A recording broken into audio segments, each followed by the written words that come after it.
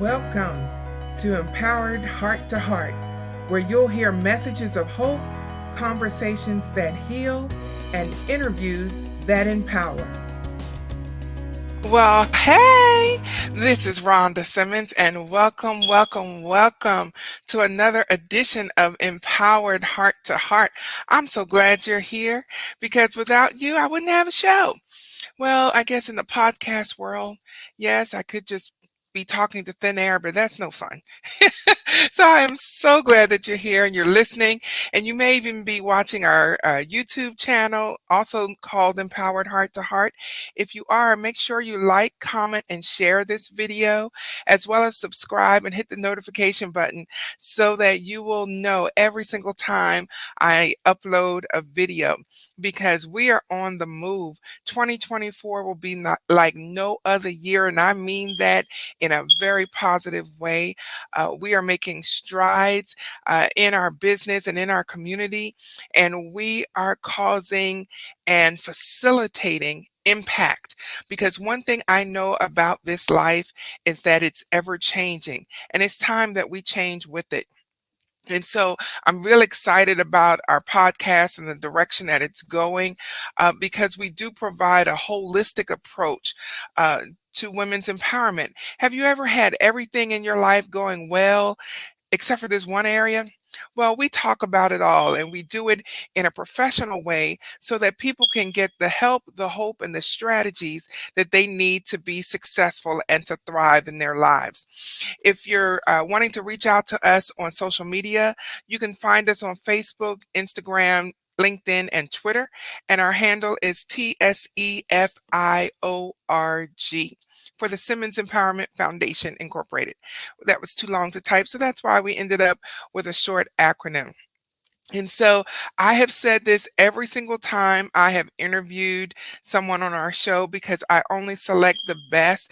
And let me just tell you, if you're going to be on my show, there is an application process, because we want to present people with quality interviews that people can walk away with actionable strategies to help them in their lives. And tonight or today, whenever you're watching this, is no exception. And I can say this, that I have met some of the best people this side of heaven, and tonight is no exception. You knew I was going to say that, didn't you? Yeah, you did. I've said it enough times to for you to know that it's true. And tonight and or today or whenever is no exception. And I am really excited about our guest today, because we are continuing the series, The Heart of the Matter, because February is Heart Health Month.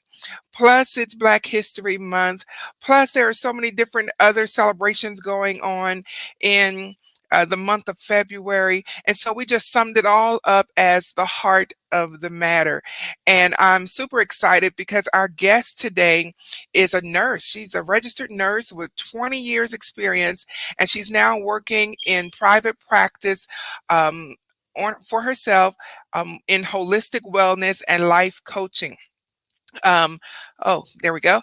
And she also has a personal health journey that we may touch on a little bit, with a rare invisible illness that required her to focus on herself. And that's something as women we don't tend to do. We will help everyone else, but we won't take care of ourselves. And so our guest tonight is going to talk about that, and how she had to slow down and nourish her body and had to take care of herself so that she could be a blessing to other people. And so her business is founded on supporting dedicated women and leaders to create a heart aligned life. I love that. And to restore balance in their physical, mental, and spiritual health. See, I told you, we're all about holistic approaches here, because there's so much to us. And as women, our lives are so multifaceted. So today, I really would love for you to meet my guest tonight, none other than Sara Bohling. Hello, Sara. How are you? Hello, I'm good. How are you? I'm excellent. Welcome to the show. I'm so glad to have you. Thank you so much. It's an honor to be here. Thank you. Thank you. Well, I am so excited about your background and what you have to offer, because balance is not something that is common among us women. We would you agree? Absolutely. Absolutely. It is hard. It is hard some days. Yes, it is. Yes, it is. Because I think we just have this innate desire and ability to be all things to all people, and we try to solve it all, and we never take care of ourselves. And it sounds like you had a personal journey to that effect as well. Yes, absolutely. My health journey. So in 2016 and before, I was a very healthy nurse. I worked in the neonatal intensive care unit, taking care of those tiny, tiny babies and loving every minute of it. I had two small kids at the time, and I was balancing, but not very well. And then I woke up one day in early 2017 and I could not get out of bed. And the doctors did not know what was wrong with me. Um, every lab test, every x ray, anything like that was all normal. So it took a long time and a lot of advocating for myself and believing that I trusted my body and I knew what was going on with it and something was not right. To keep pushing to get a diagnosis. And I did indeed have a very rare, like less than 1% of the population, rare, invisible neurologic illness of a spontaneous spinal fluid leak. And it took about a year for it to get treated. And then I really have been in recovery this whole time since then, relearning how to I had to learn how to walk and drive and cook and all the things all again. So it has been a Wow. road for sure. Wow. Wow. That is scary.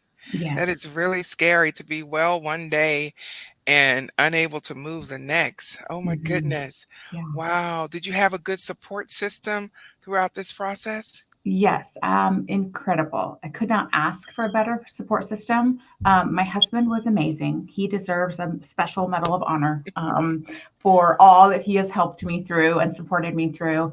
My kids were incredible. They were young, they're 4 and 7 at the time. Um, and even though they were young, they were really empathetic and understanding. And I think while I wouldn't have wanted this to happen, this happening has really impacted how they're being raised and they're becoming kinder, more empathetic humans because they know that not everyone's life is easy peasy. Um, and had some great family around as well. So super grateful for all the family and friends support. Good. That's great to hear. Great to hear. Did you ever find out what caused this uh, instantaneous spinal fluid leak? So they're not sure, but what they think happened is some type of viral illness attacked my nervous system because I had some signs of virus, elevated temperature, body pain, that sort of thing, but nothing more than that. And so we never found the diagnosis on any lab tests. I didn't have any respiratory symptoms or anything like that. I know with COVID, when I say virus, people get a little nervous, but didn't have any of those type of symptoms. So we think it was just a viral illness that attacked my nervous system and created that leak in my the lining of my spinal cord. Wow. Wow. Well, before I go any further, I do want to thank you for being a first responder Yeah. uh, Oh, thank you. through everything that the world has been through. I don't think we thank first responders enough for all that you do, especially for those that can't do for themselves, the little ones. And thank Yeah. you so much. Oh, thank you. Um, so, how did this illness change your life moving forward in Mm, your career choices or anything else? yes. It almost feels like a better question as to how this illness did not change my life because it has impacted it in every single way. Um, a huge way that it has impacted it is I have had to create really healthy, strong boundaries for myself in the time, the energy, what I say yes to right now, because I don't have the capacity that I used to have. So I have to be careful about where I'm saying yes. And when I say yes to one thing, that means I'm saying no to something else. So I always want to make sure that it is a best yes. and it's the best use of my time, my resources, my money, my energy, all those things. So that's been a huge part of it, is shifting that instead of being the busy, busy on the go, oh, you'll sleep when you're dead type of a mentality. I've really had to hone in and being really mindful of healthy boundaries and taking care of myself a lot more than I ever had before. Getting more rest, eating more nourishing foods, like hot baths, nervous system regulation, all those kind of things that are, they're kind of basic to so many people, but we also don't think about them because we get so busy with all of our scheduled things running here, there, and everywhere that we forget that we need to slow down, and our bodies are begging us to slow down. And when you don't listen to them, your body's going to make you stop eventually if you keep ignoring it. Absolutely.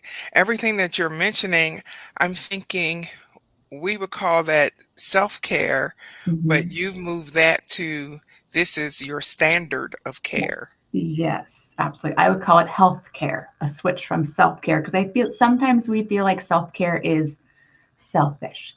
And self care is getting your nails done and eating chocolate and, those kind of more frivolous things. And I really look at it more, yes, it is self care because it's caring for myself and this body that I'm in, because you only get one body. So we need to care for it so deeply and so nourishingly that it can handle what we're asking it to do every day.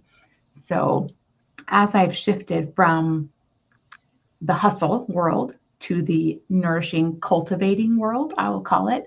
I also have shifted my career path as well, to something that is more balanced and nourishing. And it's not the 12, 14, 16-hour night shifts that I used to do, taking care of babies, and we're short staffed and we need help. And can you come in at 3 in the morning? And all of those things that I used to do because I was so dedicated to my patients, the families, the other nurses of the hospital. Um, I never wanted to be the reason that someone didn't get safe care. And now that I have my own practice, I get to decide what my schedule is and how much self care I can include so that I don't end up back in a bad situation. Oh my goodness. Wow.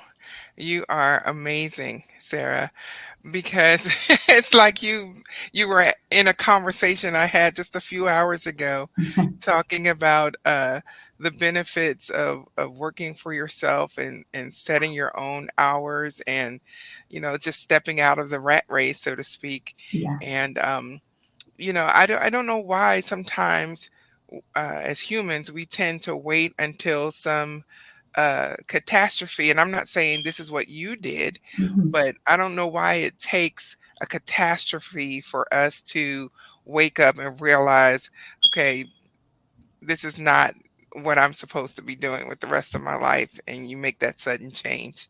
Yes, absolutely. Absolutely. I think we kind of get that Superman, I'm invincible feeling about us that, oh, that might happen to someone else. That's not going to happen to me. I can handle it. I can handle adding one more thing, one more commitment, one more shift at work, that kind of thing.